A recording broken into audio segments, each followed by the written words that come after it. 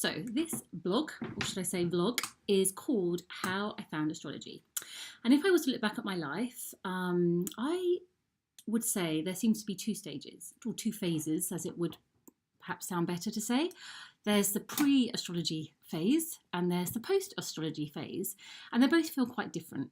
I would say that my pre-astrology phase was, I had an awareness of what a sun sign was. I had this big blue book. I'm not sure if anyone can remember it too, and it was called Linda Goodman's Sun Sign. It was really huge and fat, and it had every single sun sign, and I'm a Cancer sun. And I honestly thought that was it. That was who I was, and the traits that applied to Cancer was me. I don't know if that's grammatically correct. I was a little bit disconnected to nature. I definitely didn't spend much time looking up at the sky. I think I had an awareness of the moon in a general sense, but I kind of thought it was all a bit of a myth that werewolves came out at full moon, and would I say I wasn't interested? I was searching for something, but I didn't quite know what that was.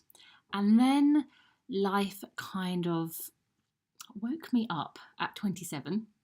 And 27, well, actually between 27 and 29, depending on what year you're born and the time, is something that's called the Saturn return. And the Saturn return is this wonderful experience that we all get to go through when Saturn, the god of karma, the god of lessons, often the hard ones, helps bring us back to our path. So if we veered off slightly and we're going slightly down the wrong track, Saturn, during our Saturn return, tends to put us straight, really, and sometimes it can feel quite abrupt and sharp, and other times it can feel more gentle. I think I found mine quite intense.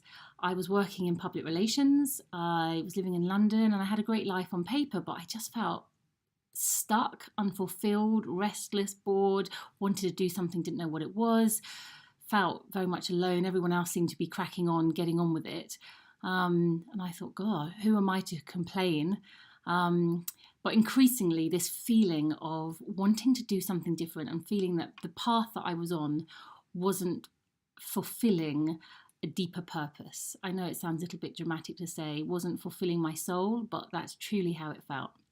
And I made a decision that I was going to leave my London life and go abroad. I went to Asia, India and Thailand for 2 years. I didn't know how long I was going to go for at the time, but I knew I needed change.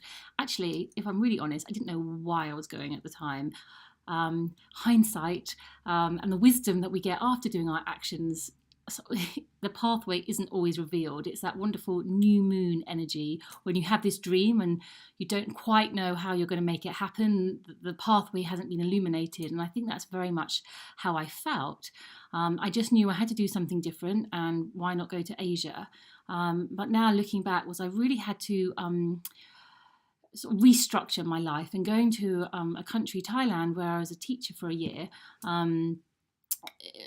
really helped that, because I didn't understand the language. You know, the Thai script is just so beautiful.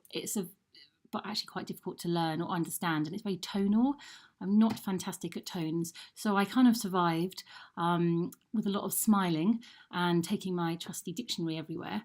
But what it really helped me was take me away from all my normal life distractions and experience a different way of being. And that's really when the astrology door first opened to me.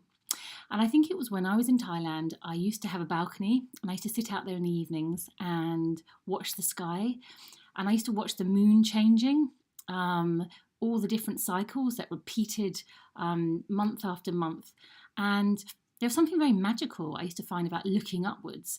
And there seemed to be, I don't know, less cloud cover. It was more natural light. I don't know what it was, but I started to get transfixed by it.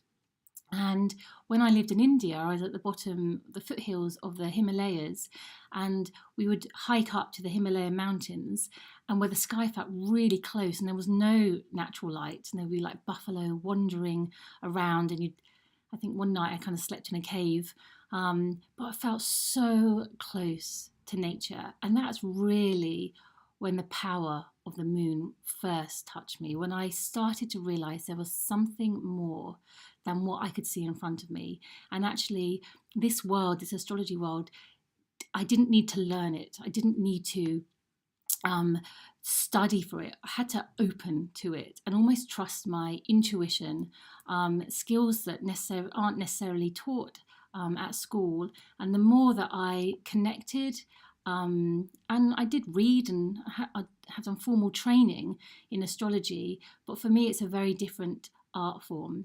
And I think that was the time, those years abroad, when I came back, and I very much sort of redid my career. I knew I didn't want to go back into public relations. I knew I wanted to do something that was connected to a different way of being. And I studied massage and reflexology and healing, but astrology always carried me alongside it. I created a women's circle where each month we would meet on a new moon. And I was always, what does this energy mean? How does it impact us? What can we learn from it? And I think I started viewing life in a cycle rather than expecting myself to be linear. Come on, Prue, you have to have the same output the whole time. If you're not achieving, if you're not ticking everything off your to-do list, then really, you're not making the most of your day. And I think astrology has shown me that everything has its time, everything has a season, everything has its cycle. And once we're aware of that, and once we can kind of tune in to what's going on in the cycle right now, oh my gosh, this is a time for kind of action, moving forward. Everything has a flow to it. I've got more energy. But when there's a time to stop, to rest, to dream, if I ignore those and I'm trying to plow through, things feel heavy and hard and difficult. And I waste time. I spend more time trying to push against a brick wall. So I think I found astrology in times of stress and trauma, and I had never expected how much it would transform my